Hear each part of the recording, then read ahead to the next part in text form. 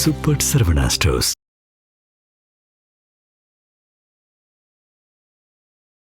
இந்த தேர்தலுக்கு அப்புறம் இந்திய ஒன்றிய அளவுல பிஜேபியை கை இறங்க போகுது. கேரளால எப்படி பார்த்தாலும் பிஜேபி பெருசா வரப்போறது இல்லை. தமிழ்நாடு ஸ்டாலின் கை வச்சா என்ன நடக்கும்? வட இந்தியா ஜெய் ஸ்ரீராம் அப்படின்னு சொல்லியாச்சுன்னா, பாரத மாதா கி ஜெய் அப்படின்னா அப்படியே கூட்டம் கூட்டமா பிஜேபிக்கு ஓட்டு போடுவாங்க. வெஸ்ட் பெங்கால்ல அந்த அம்மா சதுராட்டம் பயங்கரமா இருக்கு. இப்ப ஆர்.என். ரவி அங்க போயிருக்கிறாரு. ஓகே, என்ன நடக்க போகுதுன்னு தெரியல. அந்த அம்மா சும்மா விடாது. தப்பில்லையே, பிஜேபி ஜெயிக்கட்டு, முதலமைச்சர் இன்னொரு 5 வருஷம் 5 முறை கூட வரட்டும். ஆனால் அது நேர்மையான வழியாக இருக்கு. திரிஷா ஒரு 3 மாசத்துக்குள்ள ஒரே ட்ரெஸ் போட்டு வந்தது என்ன செய்தியை சொல்லப்படுறாங்க? திமுகவை கடும்போக்காக விமர்சித்து அதே வழியில் இலவசங்களை அறிவிக்கலாமா? ஒரு நண்பர் இருக்காரு மெட்ராஸ்ல, வேற சொல்ல மாட்டேன். சரி, அப்பவும் பரபரப்பு கருத்துக்களை விடுவாரு. அவர் எங்கேயுமே போய் நான் பார்த்தது இல்லை, உட்காந்து எழுதுறதான். அதை விட்டுருங்க.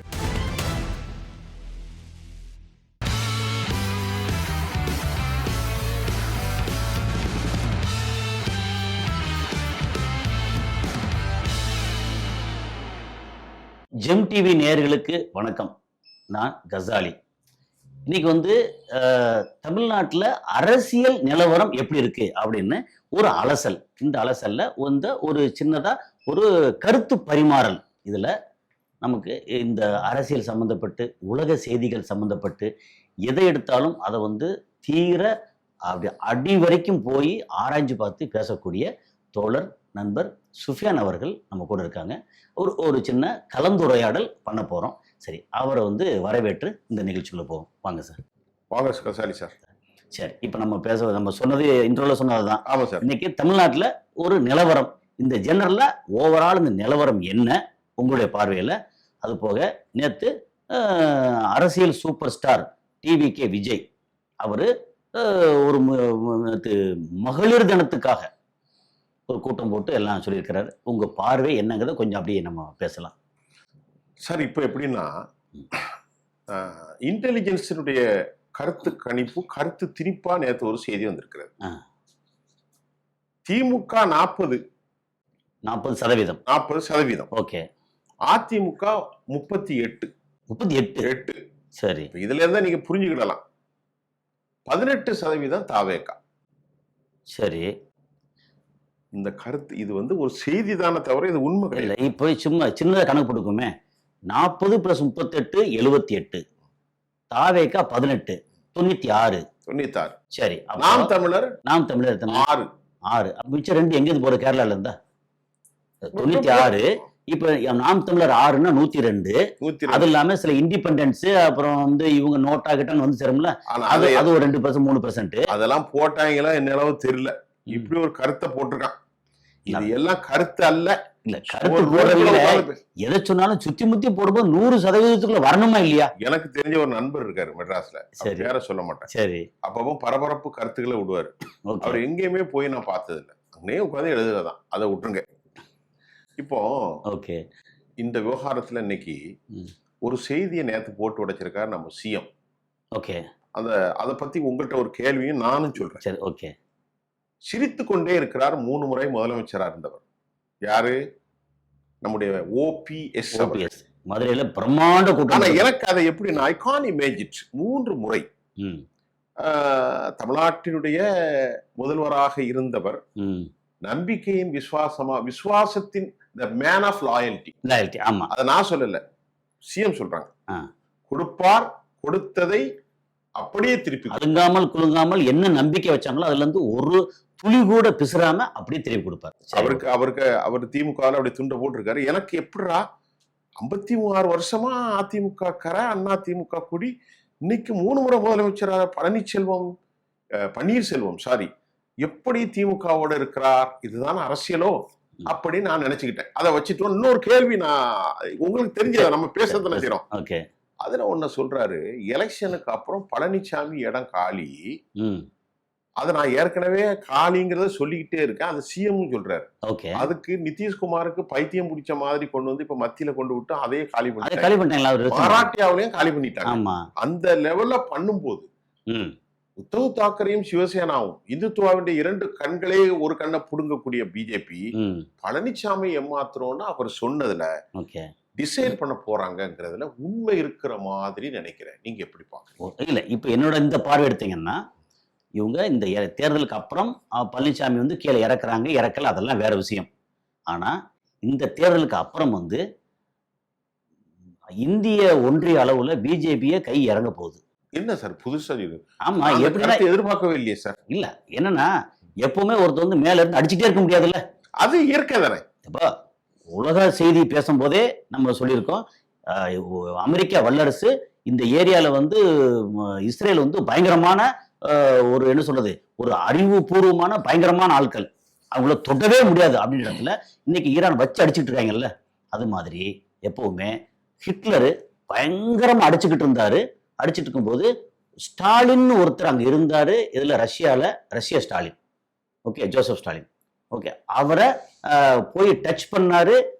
ஹிட்லர் அவுட் ஆயிட்டாரு. ஜெர்மன் காலி. இன்னைக்கு தமிழ்நாடு ஸ்டாலினை வந்து கை வச்சா என்ன நடக்கும்? இப்படி பாக்குறீங்க நீங்க? இல்ல அது எப்படின்னா, இது வந்து இந்த ஸ்டாலின் வந்து ரொம்ப பயங்கர வீரதீர சூரன் அப்படிலாம் இல்ல. ஸ்டாலின் வந்து ஒரு நல்ல முதல்வர், அந்த அளவுல நம்ம சொல்லலாம். ஆனா இந்த நிர்வாகத்துல அரசு அதிகாரிகளையும் காவல்துறையும் நல்ல விதமா நடத்துறாருன்னா இல்ல. மக்களுக்கு வந்து நல்லா பண்ணல. குறைகள் நிறைய குறைகள் இருக்கு. அவரு நல்லவர், நிறைய திட்டங்கள் போடுறாரு. ஆனா இங்க வந்து மக்களுக்கு போய் சேர்ந்து மக்களோட நேரடி கனெக்ஷன் இருக்கிறாங்க இல்லையா, அவங்க வந்து மக்களுக்கு எதிராக இருக்காங்க. அப்போ அரசுக்கு எதிராக இருக்காங்க. Very poor implementation. ஆமா அப்படி. அதனால இப்ப இந்த ஸ்டாலின் கை வைக்கும் போது என்ன செய்யறாருன்னா, அரசியல் ரீதியா இவர் வந்து பல விதமான காய்கள் நகர்த்துறாரு. யாரு? நம்ம ஸ்டாலின். அப்ப என்ன ஆகும், இப்போ அங்க இந்த தேர்தல் முடியும் போது கேரளால எப்படி பார்த்தாலும் பிஜேபி பெருசா வரப்போறது இல்ல. அது சரி. என்ன பாரு, சுரேஷ் கோபி ஒருத்தர் வந்து ஜெயிச்சாரு கேரளால. அது திருவனந்தபுரத்துல மார்ஜின் தான், பெரிய வெற்றி இல்ல. அதான் பிஜேபி கொஞ்சம் மார்ஜின், அதெல்லாம் ரைட், அது நடந்தது. தமிழ்நாட்டுல எப்படி பார்த்தாலும் இன்னும் வந்து அவங்களுக்குள்ளே நிறைய குழப்பங்கள் இருக்கு. பெருசா ஜெயிக்க போறான்னு தெரியாது. அப்புறம் இவிஎம்ல வந்து அந்த வாக்கு திருடன் ஞானேஷ்குமார், ஓகே, அவன் கைங்கரியத்தில் ஏதாவது பண்ணாங்கன்னா இவங்க சும்மா விட மாட்டாங்கன்னு தோணுது. ஏன்னா இப்போதைக்கு அமைதியா இருக்காங்கன்னா, எஸ்ஐஆருக்கு அப்புறம் பெரும்பாலான வாக்குகள் தேவையில்லாம நீக்கப்படலை அப்படின்னு புரிஞ்சுக்கலாம். ஆனா மனுஷத்தன்மை இல்ல சார். அதான் வாக்கு திருடன் சொல்லியாச்சு. ஒரு இந்தியாவை வந்து இன்னைக்கு பிஜேபி இன்னைக்கு ஜெயிச்சதுனால எல்லாரும் தாளம் போட்டுக்கிட்டு இருக்காங்க. அந்த நடவடிக்கைகள்லாம் ஜெயிக்கட்டு, பிஜேபி ஜெயிக்கட்டு. இந்த மாதிரி ஒரு தேர்ந்தெடுக்கப்பட்ட ஒரு ஐஏஎஸ் அதிகாரி ராமஜென்மபூமி விவகாரத்திற்கு கோர்ட்ல வாதாடுறதுக்கு ஆதாரத்தை கொடுத்தவன் 370க்கு கொடுத்த ஒருத்தனை கொண்டு வந்து வச்சு மக்கள் விரோத நடவடிக்கையை இந்திய ஜனநாயகம் மூச்சரைச்சு போட்டு பிஜேபி நேரடியா தன்னுடைய செயல்களை சொல்லி வாக்கு வாங்கி வெற்றி அடையட்டும். ஏன்னா இந்த ஜனநாயக நாட்டில் எல்லாருக்கும் சம உரிமை இருக்கணும். தப்பில்லையே. பிஜேபி ஜெயிக்கட்டு, முதலமைச்சர் இன்னொரு 5 வருஷம் 5 முறை கூட வரட்டும். ஆனா அது நேர்மையான வழியாக இருக்கு. இவங்க வந்து எப்படின்னா தெரியும், நேர்மையான வழியில வர முடியாதுன்னு முதல்ல இருந்தே தவறான வழியிலேயே எவ்வளவு காலத்துக்கு நடக்கும், அதுதான் விஷயம். இப்போ அந்த சொல்ல வந்த வார்த்தைக்கு என்னன்னா, இப்போ நம்ம தமிழ்நாட்டு மக்கள், கேரளா மக்கள், ஓரளவு ஆந்திரா, கர்நாடகா மக்கள், இதை சவுத் இந்தியா கணக்கு பண்ணிட்டீங்கன்னா நிறைய படிச்சவங்க, நிச்சயம், ஓகே, அவங்க வந்து ஆராய்ஞ்சு பார்ப்பாங்க, ஆலோசனை பண்ணுவாங்க. பிஜேபி இந்த பக்கம் வரணும்னா நிறைய ரெசிஸ்டன்ஸ் நிறைய இருக்கும். வட இந்தியா வேறு, தமிழ்நாடு வேறு இல்ல. அது வட இந்தியாவுக்கு கம்பேர் பண்றதுக்கு தமிழ்நாடுனா சவுத் இந்தியா வச்சுக்கங்களேன். சவுத், ஓகே, வச்சுட்டீங்கன்னா இங்க வந்து ஆராய்ஞ்சு பார்ப்பாங்க, ரெசிஸ்டன்ஸ் கொஞ்சம் முன்னுப்புன்னு இருக்கும். ஆனா வட இந்தியா வந்து ஜெய் ஸ்ரீராம் அப்படின்னு சொல்லியாச்சுன்னா, பாரத மாதா கி ஜெய் அப்படின்னா அப்படியே கூட்டம் கூட்டமா வந்து பிஜேபிக்கு ஓட்டு போடுவாங்க. இங்க அப்படி சொன்னா கிண்டல் பண்ணுவாங்க இருக்கு. ஆனா என்ன ஆகுதுன்னா, அங்க வந்து ஒருத்தன் இந்த மாதிரி ஆட்டு மந்த மாதிரி இல்ல பிஜேபி சரியில்லை அப்படின்னு சொல்லியாச்சுன்னா, சவுத் இந்தியா என்ன செய்வாங்க, வந்து ஏன் சரியில்லை, அவங்க நல்லதானே பண்றாங்க அப்படின்னு கேள்வி கேட்பாங்க. அங்க அப்படி இல்லை. இங்க சரியில்லைன்னு ஒருத்தன் டைவர்ட் பண்ண ஆரம்பிச்சான்னா, ஆட்டு மந்த மாதிரி மலமலமலன்னு அப்படியே வந்து பிஜேபி எதிராயிருவாங்க. இது தமிழ்நாட்டுடைய மனநிலை. இது அந்த இப்ப என்னன்னா, வட இந்தியால பிஜேபிக்கு மவுசு குறையுதுங்கிற விஷயம் இருக்கு இல்லையா, நீங்க சொன்னீங்கல்ல. இப்ப சொன்னீங்கல்ல, அதான் அந்த இது வந்து என்ன ஆகும்னா, கை டவுன் ஆகுனீங்க என்ன ஆகும்னா தமிழ்நாட்டுல வெற்றி அடைறதுக்கான வாய்ப்பு ரொம்ப ரொம்ப குறைவு. இந்த முறையும். இந்த முறையும் கேரளால குறைவு. அப்புறம் வெஸ்ட் பெங்கால்ல அந்த அம்மா சதிராட்டம் வந்து பயங்கரமா இருக்கு. இப்ப ஆர்.என். ரவி அங்க போயிருக்கிறாரு. ஓகே. என்ன நடக்க போகுதுன்னு தெரியல. அந்த அம்மா சும்மா விடாது. அப்புறம் திடீர்னு வந்து ஆளுநர் மாளிகைய, மக்கள் மாளிகைய அத வந்து இழுத்து பூட்டி போட்டு, இல்ல என்னோட இடம், எனக்கு இடம் இல்ல. எனக்கு வந்து வேணும் என்னமோ சொல்லிவிடும் அது. சொல்லிட்டு சுப்ரீம் கோர்ட்ல தானே போய் வாதாடும். ஆமா. ஓகே. அதனால அந்த அம்மா வந்து சமாளிக்கிறது கஷ்டம். கஷ்டம். இத சரி. விட்டு சரி. இப்போ இங்கெல்லாம் இப்படி பண்றாங்களே அப்படின்னு சொல்லி, அ ம மகாராஷ்டிராலயும் கொஞ்சம் லேசா ஒரு மாரி கொஞ்சம் துளிர் எந்திரிக்கிறாங்க. இந்த மாரி சூழல்ல ஓவரால் இந்தியால பிஜேபி வந்து கை இறங்கும் இறங்கும்போது இவங்க வந்து பழனிசாமியை பார்க்கறதுக்கு இவங்கள பார்க்கறதுக்கு நேரம் இருக்காது. சொந்த பிரச்சனையை பார்க்கறதுக்கு தான் நேரம் கரெக்டா இருக்கும். இன்னொரு விஷயம் எனக்கு தெரியுது. ஆ. அது நீங்க தான் சொல்லணும். நீங்க என்கிட்ட கேட்கறத விட நான் உங்க மூலம் தான் கேட்கணும். ஒரு பக்கம் பயங்கரமா பேசுறாரு நம்ம விஜய் அவர்கள். ம். நேற்று சில வாக்குறுதிகள், பல வாக்குறுதிகள். பல வாக்குறுதிகள், ஆமா. சில என்ன பல. ஆமா. காசு கொடுத்து வாங்குறான், பொய் வாக்குறுதி கொடுக்கறான், போலியா இலவசங்களை கொடுக்கறான்னு அவர் தான் அன்னைக்கு பேசினார். வேலூர்ல அங்கெல்லாம் பேசிக்கிட்டு இருக்காரு. ஆமா. திடீர்னு பாத்தீங்கன்னா அவரே ஒரு ஆட்சிக்கு வந்தால் 25 அறிவிக்கிறார். 25 தானே? ஆமா. 2500 ரூபாய். 500 ரூபா. இதை நம்ம மீம்ஸ் போடுறவங்க சந்திரபாபு நாயுடு இதே வாக்குறுதி கொஞ்சம் கூட சொலவாடல்கள் கூட அப்படியே லெஃப்ட் ரைட். அப்படி இது பூரா சந்திரபாபு நாயுடு, இது பூரா விஜய், டிவிகே விஜய். இது ஒண்ணு. ஆ. கேட்டதுக்கு பதில் சொல்லிட்டு நம்ம இதோட நிறுத்திக்கலாம். சரி. இன்னொரு பக்கம் கண்ணா பின்னான்னு இந்த திரிசா அம்மாவுடைய விவகாரத்தை ம். போட்டு தாளிக்கிறாங்க. ஆமா. இப்ப இந்த ரெண்டையும் சொல்லுங்க. அவர் தனிப்பட்ட முறையில அதை எப்படி கொண்டு போறாங்கன்னா, இதுல பெரிய ஆச்சரியம் என்னவென்றா, ம். திமுக காரங்க தூண்டிவிட்டு திமுகவினுடைய ப்ரோ ஆக்டிவிட்டிஸ் ஐடி விங்கி பேசுது. ம். அதிமுக அதை பத்தி ஒன்றும் பேசல. ம். இதுல பெரிய சிரிப்பு என்னன்னா, நாம் தமிழருடைய சாட்டையும் கூட இதை பத்தி பேசுறாரு. தன்னுடைய தலைவர் எவ்வளவு பெரிய மோசமான வேலைகளை செஞ்சு, தலைவருடைய அம்மா, நாம் தமிழர் அம்மாவே அசிங்கமா அந்த விஜயலட்சுமி சொல்ல முடியாத வார்த்தையெல்லாம் பேசிச்சு. இப்ப இவரை குறித்து, திரிசாவை குறித்து விசாரிப்பத அவருடைய தொண்டர்கள் யாரும் ஏற்றுக்கொள்ளவில்லை. ம். பல்லு இருக்கிறவன் பழம் சாப்பிடுவான். இல்ல. நீ அதான் தவறான இது. அதை பத்தி சொல்லுங்களேன். இல்ல. ஏன் நான் உங்ககிட்ட கேக்குறேன்னா, ஆ. நீங்க திரைத்துறையுடைய திரைத்துறை, சினிமா இதெல்லாம் எல்லாம் பார்க்கிறோம். தெரியும். அது நான் சொல்ற விட நீங்க இல்ல, சொல்லுங்க. இது என்னன்னா, ஆ, அவங்களுடைய விஜயோட ரசிகர்கள் இருக்காங்கல்ல, ரசிகைகள், ரசிகர் ரெண்டுமே விஜய்க்கு வந்து விஜய் என்ன சொன்னாலும் என்ன செஞ்சாலும் சூப்பர், வாழ்க, முட்டு கொடுத்தவங்க. ஓகே. என்னைக்கு விஜயோட மனைவி சங்கீதா அவங்க வந்து இந்த மாதிரி நோட்டீஸ் விட்டாங்களோ, விவாகரத்து நோட்டீஸ் வந்து வெளியே வந்துச்சோ, அன்னைக்கு வந்து விஜய்க்கு ரசிகர்கள் தான். ஆனா விஜயோட மனைவி ஒரு பக்கம் பார்த்தா அவங்கள தவறா பயங்கரமா சித்தரிச்சு அத வார்த்தையில சொல்ல முடியாது, அவ்வளவு கேவலமா சங்கீதாவை போட்டாங்க. அப்படியா? ஆமா. ஒரு பக்கம் அந்த வார்த்தையை சொல்லக்கூடாதுன்னு சொல்றேன். சங்கீதா லிங்கேஸ்வரன் போட்டாங்க. இல்ல, அதெல்லாம் ஒண்ணுமே இல்ல. அது நல்ல வார்த்தை. அது தப்பான வார்த்தை இல்ல. சங்கீதா விஜய்ங்கிற போய் லிங்கேஸ்வரன் வந்துச்சா. ஆனா இந்த ரசிக குஞ்சுகள் இருக்காங்க இல்லையா, அவங்க வந்து சங்கீதா ஒரு கோஷ்டி சங்கீதாவை கண்ணா புண்ணான்னு கெட்ட வார்த்தையில அவ்வளோ கேவலம் பேசினாங்க. அப்படி அவ்வளோ கேவலம் பேசினா விஜய் இதுவரைக்கும் யாருடன் வாழ்ந்தார்?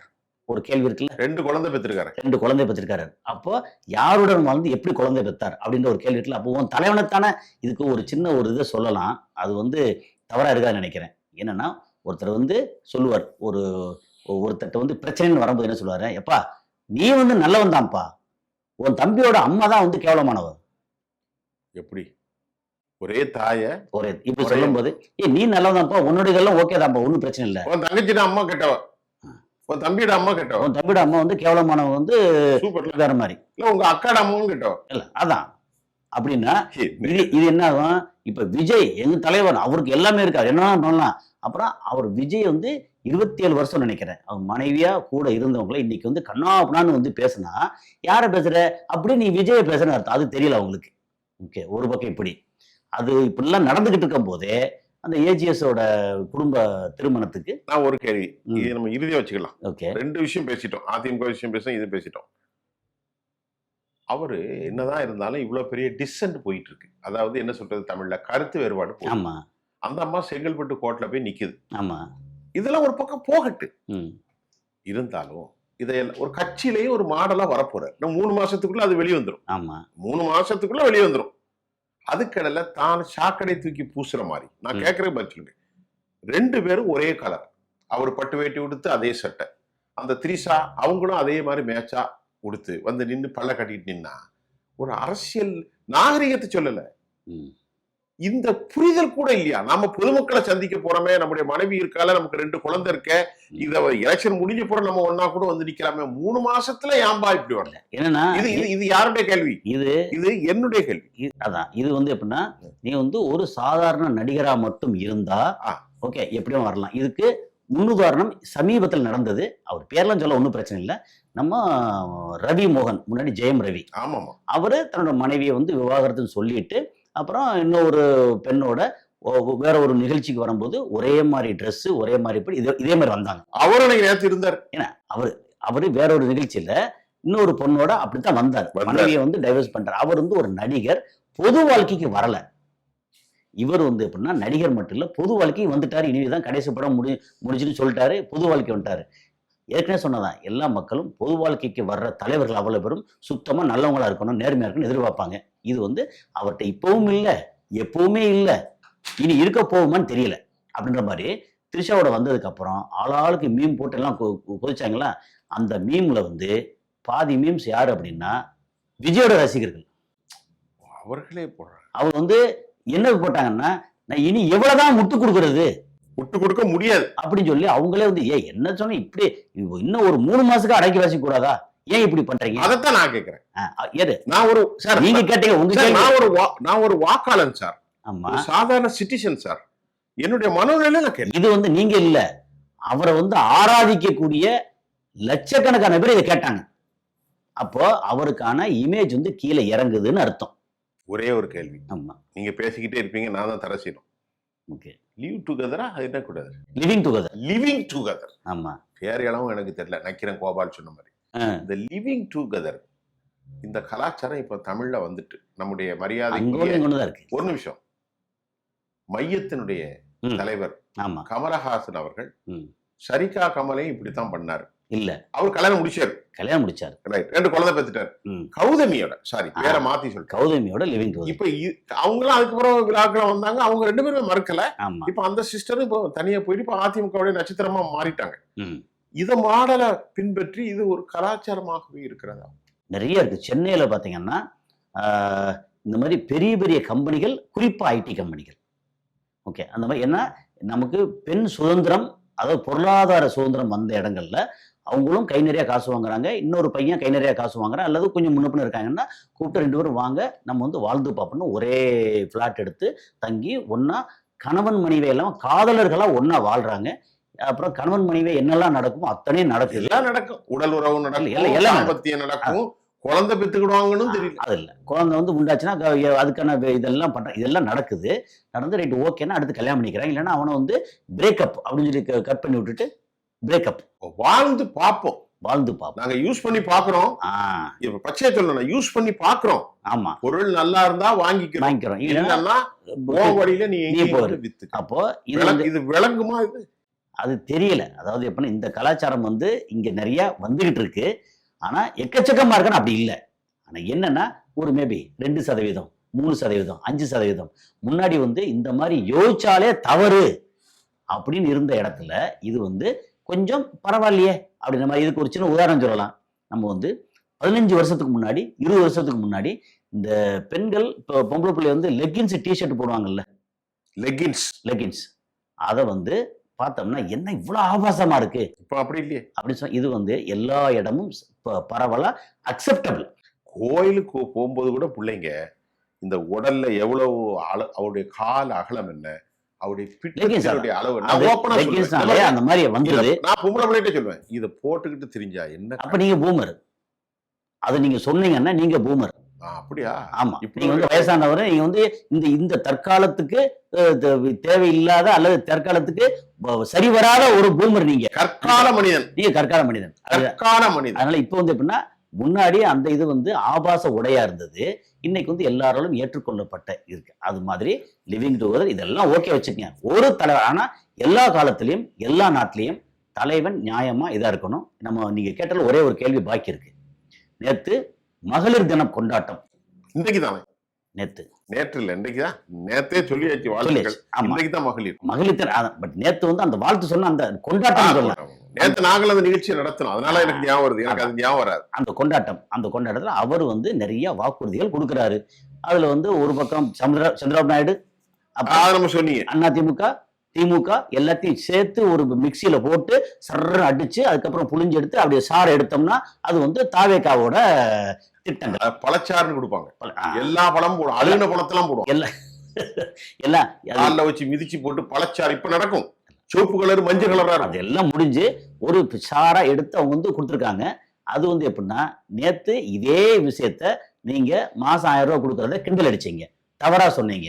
அப்புறம் இலவச பஸ்ஸுங்கிற தவறா சொன்னீங்க. இன்னைக்கு நீங்க வந்து எல்லா பஸ்லயும் இலவசம் பெண்களுக்கு கொடுப்போம். 1000 ரூபாய் மாசம் கொடுத்தா 2500 ரூபாய் கொடுப்போம். 60 வயசு வரைக்கும் அவங்களுக்கு வந்து இப்போ மாசம் வருஷத்துக்கு 15,000 கொடுப்போம் அப்படின்னு ஒரு திட்டங்கள் இருக்குல்ல.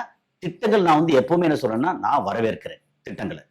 அது திமுக கொடுத்தாலும் சரி, அதிமுக கொடுத்தாலும் சரி, பிஜேபி கொடுத்தாலும் சரி, தாவேகா கொடுத்தாலும் சரி, இல்ல நாம் தமிழர் கொடுத்தாலும் சரி, அந்த அத்தனை திட்டங்களையும் நான் வந்து பேச வரவேற்கிறேன். அது எதுக்குன்னா, ஒரே ஒரு சின்ன விஷயம்தான். மக்கள் இதனால ஓஹோன்னு போயிடுவாங்களா? இல்ல. ஆனா நம்ம தமிழ்நாட்டோட மைக்ரோ எக்கானமின்னு ஒண்ணு பேசியிருக்கோம் முன்னாடி. இந்த கையில வந்து காசு புழக்கம் இருக்குல்ல, இது வந்து உங்க கையில 1000 ரூபாய் கொடுத்தா இந்த 1000 ரூபாய் வந்து 5000 ரூபாய் 6000 ரூபாயா வந்து சுத்தி வரும். இப்போ திமுக கொடுக்கறது மாசத்துக்கு 1300 கோடி ரூபாய் கொடுக்குறாங்க ஸ்டேட்டாவே. இந்த 1300 கோடி வந்து கிட்டத்தட்ட 7000 கோடியா வந்து உள்ள சுத்திக்கிட்டு இருக்கும். கன்சியூம் பண்ணுவாங்க. இதை போவாங்க, இங்க வாங்குவாங்க. அப்புறம் இந்த 7000 கோடி முடியும் போது கடைசியில அதுல வந்து 1300 கோடி கொடுத்ததுல அந்த ஓவரால பாத்தீங்கன்னா ஒரு 300-400 கோடி ஜிஎஸ்டியா போயிடும். அப்ப இந்த மாதிரி மைக்ரோ எக்கானமி நல்லா இருக்கும், மக்கள் வாழ்க்கை தரம் நல்லா இருக்கும். அப்படிங்கறனால இதை நான் வந்து வரவேற்கிறேன். அவங்க வந்து திமுக பண்ணதை கிண்டல் அடிச்சுட்டு தவறா பேசிட்டு அதுக்கப்புறம் தானும் கொடுக்கறது இருக்குல்ல, அதுக்கு வந்து ஒரே ஒரு உதாரணத்தோட முடிச்சிடலாம்னு பாக்குறேன். என்னன்னா, இப்ப வந்து இது எப்படின்னா, திமுக பண்ணா அது வந்து இலவசம், நாங்க பண்ணா அது வந்து மக்கள் நலம் அப்படின்னு தாவேகா சொல்றது. பெண்களுக்கு மக்களுக்கு நலம் அப்படின்னு. ஆனா ரெண்டும் ஒண்ணுதான். இதை வந்து துபாயில நான் இருக்கும்போது அங்க வந்து பேங்கிங்ல சொல்லுவாங்க. அது வந்து ஏற்கனவே பேசியிருக்கோம். சொல்லிட்டீங்க. ஆமா. என்னன்னா, இது வந்து இந்தியால மற்ற நாடுகள்ல பேங்க்ல லோன் கொடுத்தாங்கன்னா அது வாங்குறது வட்டி, இன்ட்ரெஸ்ட். துபாயில இன்ட்ரெஸ்ட் பேரே இருக்கக்கூடாது. ஏன்னா இஸ்லாம் வந்து இன்ட்ரெஸ்ட் அப்படிங்கிறதுக்கு எதிரானது. அதனால அதுக்கு பேரை வந்து மாத்தி ப்ராஃபிட் அப்படின்னு வச்சு இதே அளவு வாங்குவாங்க. ஆனா பேரு ப்ராஃபிட். எல்லாம் ஒண்ணுதான். இவங்க திமுக, அதிமுக இவங்கெல்லாம் பண்ணா அது வந்து தவறான இலவசமா கொடுத்து மக்களுக்கு கெடுக்கிறாங்க. நாங்க கொடுத்தா அது மக்கள் நலத்துக்காக கொடுக்குறோம். ரெண்டு ஒண்ணுதான். நிறைய பேசிட்டோம். நான் வந்து உங்ககிட்ட கேட்கற விட்டு நீங்க நம்ம எப்பவுமே அப்படிதான் பேசுறோம். இப்ப இதுல செய்தியை சொல்லிடுவோம். ஆமா. முக்கியமா வந்து பழனிசாமி எலெக்ஷனுக்கு அப்புறம் மாற்றப்படுவார், முதலமைச்சர் ஆரூடம். அப்புறம் திரிஷா ஒரு 3 மாசத்துக்குள்ள ஒரே ட்ரெஸ் போட்டு வந்தது என்ன செய்தியை சொல்ல போறார். ரெண்டாவது. மூன்றாவது செய்தி மிக முக்கியமாக திமுகவை கடும்போக்காக விமர்சித்து அதே வழியில் இலவசங்களை அறிவிக்கலாமா. ரொம்ப முக்கியமாக மாறி வரும் கலாச்சாரம் லிவிங் டுகெதர். அப்படித்தானே? ஆமா. ஆணும் பெண்ணும் பயன்படுத்தி விட்டு சரியா வந்தால் தொடருவோம், இல்லை என்றால் மனமகிழ்ச்சியோடு செல்வோம், அவ்வளவுதான், பிரிஞ்சுக்கிறோம். ஆக திருமணத்திற்கு முன்பு இணைந்து வாழ்வது, மனதோடு இணைந்து தொடரலாம், இல்லது பிரிந்து கொள்ளலாம். ஆமா. இப்படிப்பட்ட ஒரு கலாச்சாரம் உலகின் யூரோப் நாடுகளிலும் அமெரிக்காவிலும் இருந்ததை தாண்டி சென்னைக்கு வந்துட்டு ஒரே ஒரு செய்தியை முடிச்சிடுறேன். அதிகமாக இன்றைக்கு அறியப்படாத ஒரு விஷயம் சென்னை. சீப்பாக கிடைக்கக்கூடிய அனைத்தும் விபச்சாரம், டிஸ்கோத்தை கிளப்பு, ஆணும் பெண்ணும் முறையாக மாற்றிக்கொண்டு வாழ்வது, அல்லது உயர்தர மத்தியதர குடும்பத்தினர் ஐடி ஃபீல்டுல இப்படி இணைந்து வாழ்ந்து சில காலத்தில் பிரிகின்றது. இது அமெரிக்காவில் அல்ல, இது யூரோப்பாவிலும் அல்ல, சென்னையில் ஈசிஆரில் அதிகமாக பெறுகிறதாக கலாச்சாரம். இதை நாம சொல்லிடுவோம். சரி, சொல்லிடுவோம், அவ்வளவுதான். ஒரே செய்தியா பேசினா போர் அடிக்கும். நம்ம தொடர்ந்து பேச போறோம். ரொம்ப நன்றி சார் அமருமா. ஸோ நம்ம டிஸ்கஷன்ல உண்மையிலேயே இதெல்லாம் அந்த முத்தாய்ப்பா வச்ச விஷயங்கள் இருக்கு இல்லையா, ரொம்ப நம்மளுடைய நேயர்களுக்கு சரியான விஷயம் தான். ஒரு செய்தி இல்லாம பல பல செய்திகள் செய்தி, ஆமா, அதில் மிக்ஸ் பண்ணி பேசியிருக்கோமா, இது வந்து நம்மளோட நேயர்களுக்கு வந்து உண்மையிலே சுவாரஸ்யமா இருக்கும்னு நம்புறேன். கோடைக்கேத்த பழச்சாறு. அதான் மிக்ஸ் அதுல பண்ணி கிரேப்ஸ் இருக்கும், எல்லாம் ஆப்பிள் இருக்கும், பைனாப்பிள் இருக்கும், வாழைப்பழம் இருக்கும். இருக்கு. ஆமா, எல்லாத்தையும் போட்டு அடிச்சு கோடைக்கேத்த பழச்சாறு தான் இந்த செய்தி. அது ஆமா. சோ நல்லது. அடுத்தடுத்த நம்ம சந்திப்போம். நன்றி.